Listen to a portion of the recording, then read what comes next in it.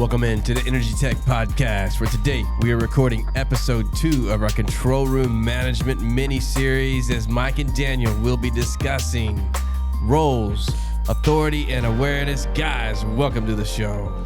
Hey, Jeff, it's good to be here. I'm your co-host, Mike Flores, with the Energy Tech Podcast. We're going to have this second episode on Control Room Management mini-series.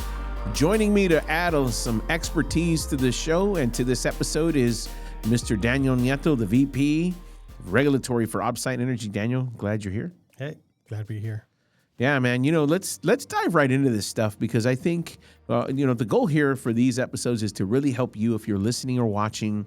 We definitely want you to like and subscribe, but also, drop a comment in here, because we can always reference the comment as part of the episode, or refer back to it and really provide some input if you're interested. So you can definitely do that if you want to drop a comment. Like and subscribe and share it with somebody that's also in another control room or control room environment. They do not have to be regulated in order to benefit from the series. So this could be anyone running a production control room, a PSM control room. Perhaps they have a plant and they operate multiple facilities, or they want to look at, examining their current control room setup. You can definitely do that here. So with that, Daniel, let's kind of kick this off in the mini-series, right? The episode, which is roles, authority, and awareness. So, Daniel, kind of guide us. What can we expect in this episode? Yeah, so first off, this episode is going to cover a few things. It's going to talk about the structure of your team, on what could occur or what type of events would occur, and who's ultimately responsible for the pipeline safety, making sure that there's no confusion. All right. And so why is that a big deal in terms of confusion? Why when do you think people get confused? Well, we'll go through it, and a lot of it is just based off of, the roles and responsibility and what the authority is for the controller that's, seeing types of abnormal operations on the pipeline. We're definitely going to cover, that as far as normal operations, abnormal, and emergency.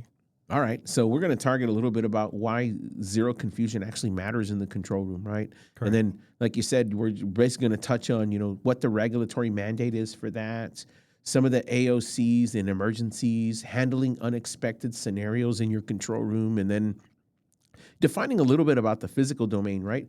And when we say that, we mean the actual assets, and any changes that happen, any pressures, MAOP and MOP, maximum allowable operating pressure, and the MOP, right, the maximum operating pressure, and then any sort of action items, we'll cover those. So I think we're in for a pretty good time here on this episode. So let's kind of dive into this a little bit, Daniel, to get us started.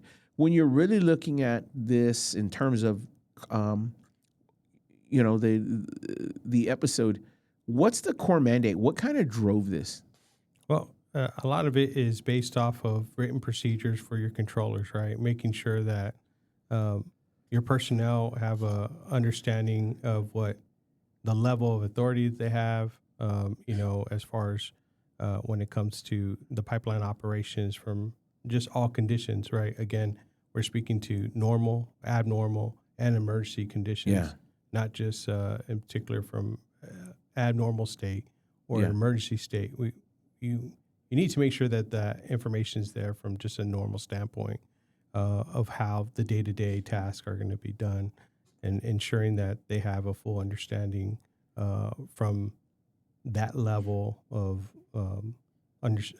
that pipeline system for the controller. So really what you're doing here, what you're talking about is, I call it setting up a controller. Get them set up for success, if you will, a little bit, because what you just described is you really want to document specific authorities. You don't want any ambiguity to exist, right? You want it to be very clear about what they do, in that specific authority. When we say authority, we're talking about span of control. What do you actually control? What do you actually monitor?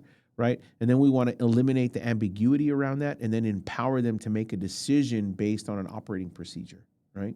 Yeah. So, and that's the big part of it, right? So as we move through the series, we're moving through this, and during your CRM or reviews or introducing a new controller to the control room and these assets, you're going to be trained on what their roles and responsibility are for, not just those assets, but just in general, right? So Right.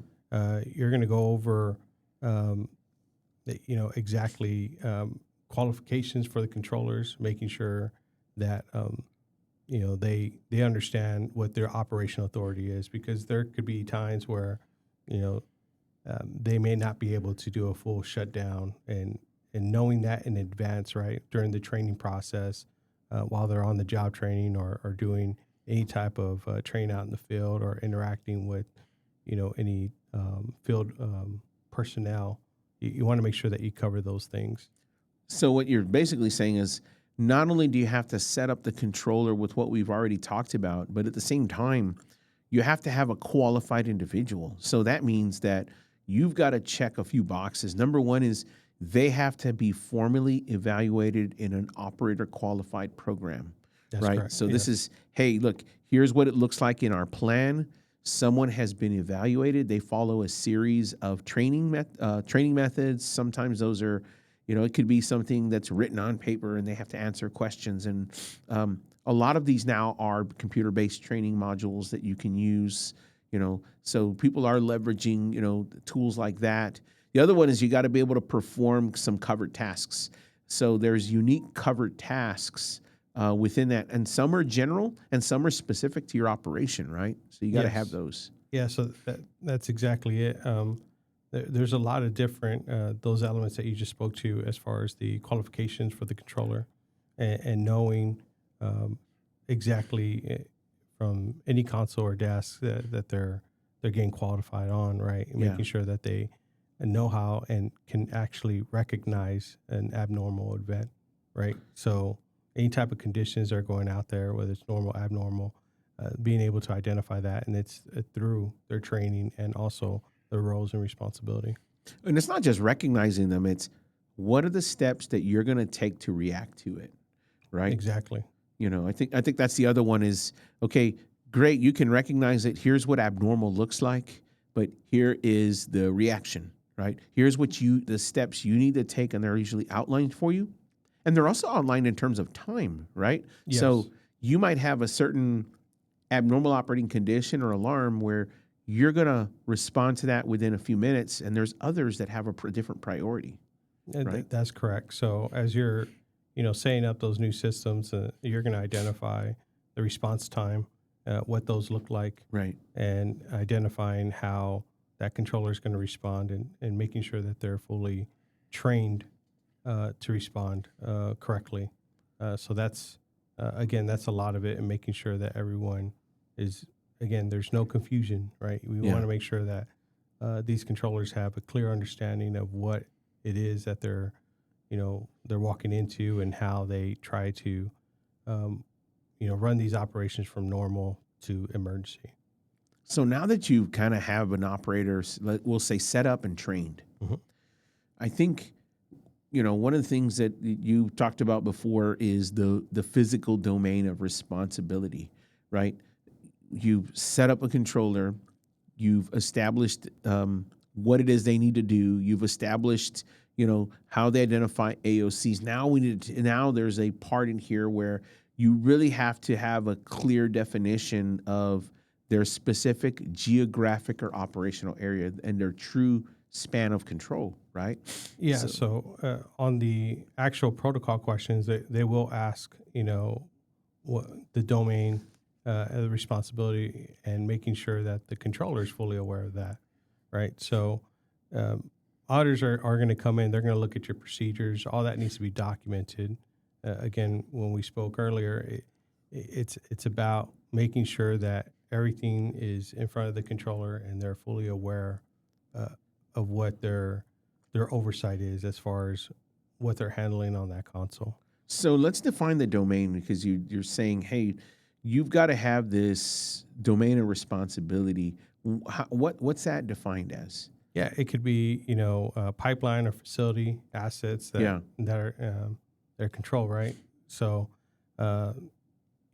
making sure that you have information for the controllers, whether that's drawings, maps, things like that, that they have a really high level view of and what they overseeing or and how to address these, right? Right. So and again, during these audits, they'll come in and want to observe this for the controllers, making sure, and we'll go into it a little more, but they want to be able to see that the controllers can access maps, know what MAOP is or MOP is, right?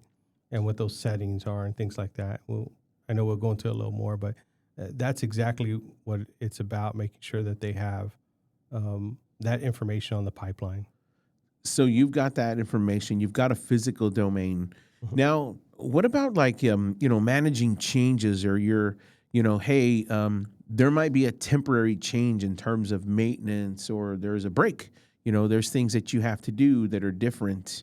How does that play into it? Again, so and what you're talking about is if there's any changes to say from one day to the next that an acquisition is brought in, obviously the training. So you're going to want to have that change management, making sure that domain is the correct people are actually monitoring these assets, that they have that information that's needed, right? Okay. If you're monitoring this new pipeline that's coming Right. on, obviously you want to make sure that all these things are hit as far as management change and training, but the domain needs to make sure that that the controller can actually access these new assets, or for an example, these assets are sold, right? They're no longer responsible for it. That needs to be communicated. Again, it all ties into the roles and responsibility in making sure that the controller is fully aware. Okay. So let's suppose now you've got them set up, Mhm. you've got their authority, they're trained. They've been trained, and now we're moved into what their authority is in terms of an abnormal or an emergency operation. So it sounds like one of the things you're going to want to do is create a procedure or define actions in abnormal operations, and then what's your ultimate authority in an emergency operation, right? Correct. And again, this is to make sure that there's no confusion on what's happening on the pipeline and who's making these decisions, right? So, Right.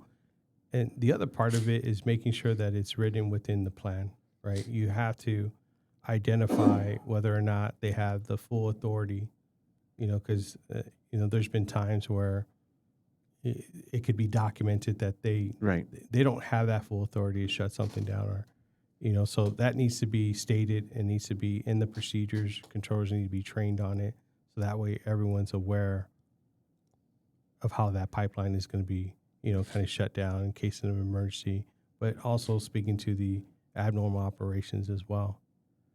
I got it. So a lot of this is, hey, in abnormal operations, you're not just writing a procedure, but when you should investigate, when you should actually analyze or look at the cause or the scope of a condition, really, and then, kind of executing specific tasks and things that you're going to do in response. And then when should you escalate this, right? Correct. So that all needs to be clearly defined. Yes. And, there's a lot of audits where, I've been a part of, and, an operator will state that, the controller has this authority and it's written Right. in their procedures, right? Right. And you have to make sure, like, for an example, from a third party standpoint, that you see that all the way through to your actual CRM, right? Right. So you need to make sure that those are not contradicting each other on what a procedure states to an actual CRM and what it's stating there. And if you're an operator, that needs to be defined clearly on your, in your CRM, what that controller can do from, abnormal to an emergency. Right. So, Daniel, right now, if one of the things that you've warned about is, operators that kind of frequently, they get cited for failing to explicitly grant controllers some independent shutdown authority. Where was that seen? Like, kind of walk me through that. Like, great, they find their authority both in an abnormal operation or an emergency. When has that been the case where they've been cited? Is that because, hey, you got to get a hold of a supervisor before you can even engage in a shutdown, or what? What do you think? Where does that spawn from? If you're actually warning someone to say, hey, make sure you pay attention to the fact that other producers have failed to explicitly grant controllers their independent shutdown authority. So a lot of this is kind of seen when you have communication loss, right? That could be one where you have an operator that loses communications at one of the delivery points, and also where they want to continue running the pipeline and making sure that things are being sold. So from that standpoint, you've seen that happen before. Right. And then also at the same time, you've also seen where maybe some mass balance or some type of leak detection has gone off. Right. Right. And there's, again, making sure that the controller is having that capability to actually shut that down. So I've seen that on those two fronts as far as a communication outage, whether it's, an entire, system wide, or maybe just, delivery point. I see. And then also from the standpoint of a leak detection, right? Your leak detection, you have a site that's lost communications, and, it throws off an alarm, and the controllers are trained to shut down a pipeline, but you had to investigate and make sure that everything looks, good on the pipeline, and that's where the procedures come in place. You need to make sure that you have that documented very well, and make sure that you have those procedures written to where the controller can utilize that and run through his stats and make sure that the pipeline's being run safe. Got it. Speaking of safety, one of the things that you want to implement, and you can speak to this, is the pressure limit responsibility. The allowable operating pressures. How an operator should have visible awareness of this. So kind of walk us through that, Daniel. What is that? What are some of the things that need to be implemented in order for operators to maintain that level of visibility and awareness? Well, a lot of these should be in your procedure, and making sure that, whether it's a new asset that's being brought online or an asset that, that you currently have, the controller on the console should know what those limits are on that pipeline. Right. So it's critical for any type of operator to make sure that they have those design limits or what those limits are for the controllers. Right. So in other words, they've got to have continuous awareness, right? Consistently knowing what that limit is and where it currently is at. So even if they were to lose field communication or other things would happen, they typically implement an internal communications plan that could be something as simple as, I need a pipeline person to go out and tell us what the hourly reading is if we absolutely had to, in order to maintain that continuous awareness. And that's where it comes into the play where, again, you're saying someone out there at the field level, they're providing that information to the controller.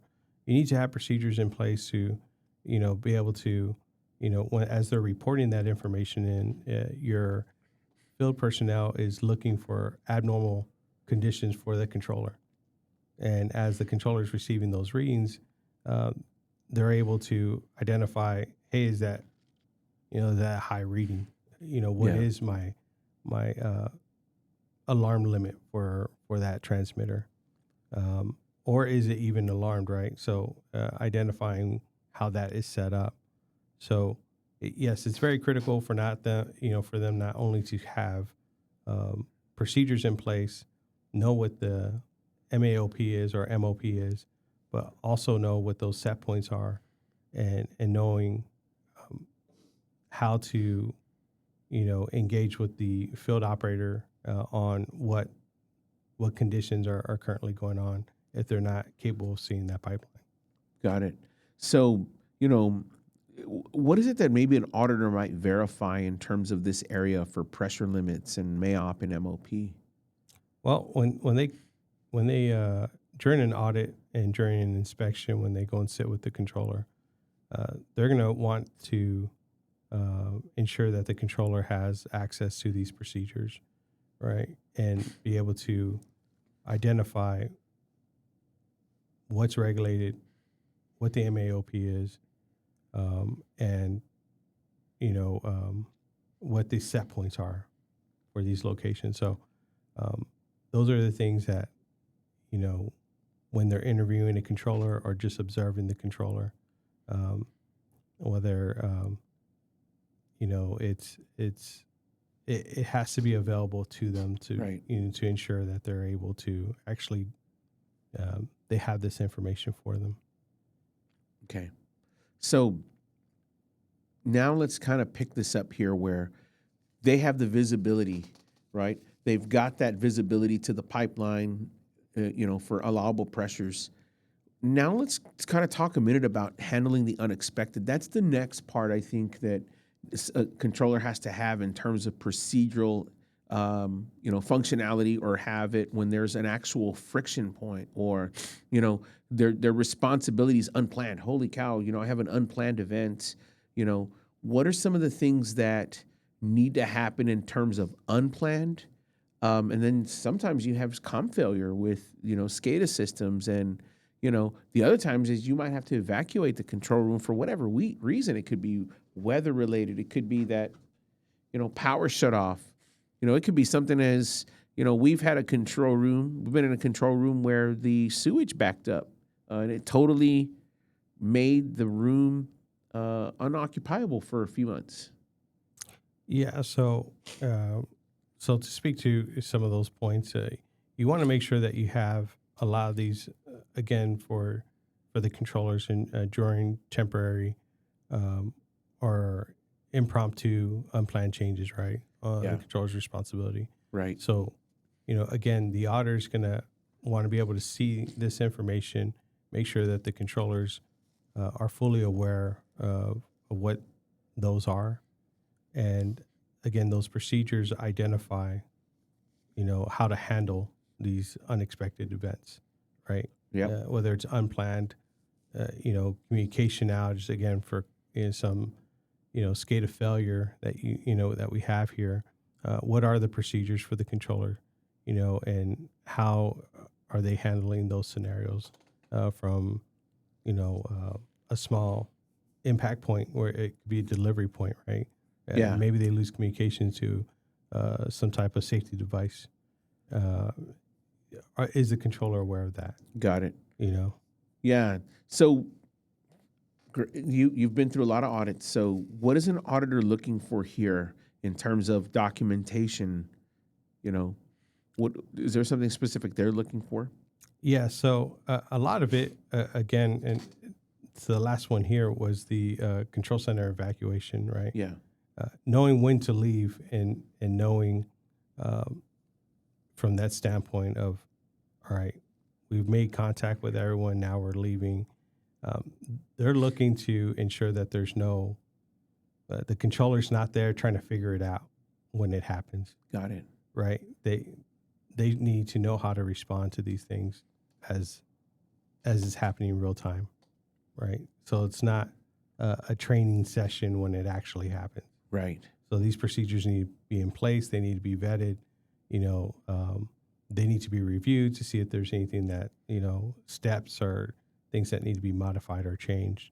So I would say a lot of the audits I've been a part of is making sure that you have all your documentation and you have your procedures and you have your reviews of these procedures, and controllers are involved in these procedures and their reviews. Got it. They want to make sure that this all kind of works. Got it. So let's kind of review for a second here, right? So really the main things that come into play here is you want to define and empower your controller. You want to make sure that you're validating pressure awareness, that, hey, we do understand what the pressure is continuously, and then the last thing is maybe a plan for the worst, right? So I think that in that order is really what you're talking about. Yes. So again, it's about having that information upfront for the controller, so that way, when something does go wrong, they're aware of what their responsibilities are and how to actually, try to mitigate it from going from an abnormal to emergency condition. But it all starts with making sure that you have procedures in place and making sure that the controller and their responsibilities have been identified, and what their authorization is for their awareness. Got it. You can't have any of that without having something, put on paper and trained on. Right. So let's kind of close this out right now, and then we'll talk about what to expect in the next episode. But right now, what we're saying is, Daniel, just kind of summarize what we're talking about here in terms of, roles and controllers and any sort of procedures. Yeah, you want to make sure that you have well-written procedures that empower your controllers, that are, formally defined, right, as far as from the controller's physical domain, right, and what their responsibility is. Okay.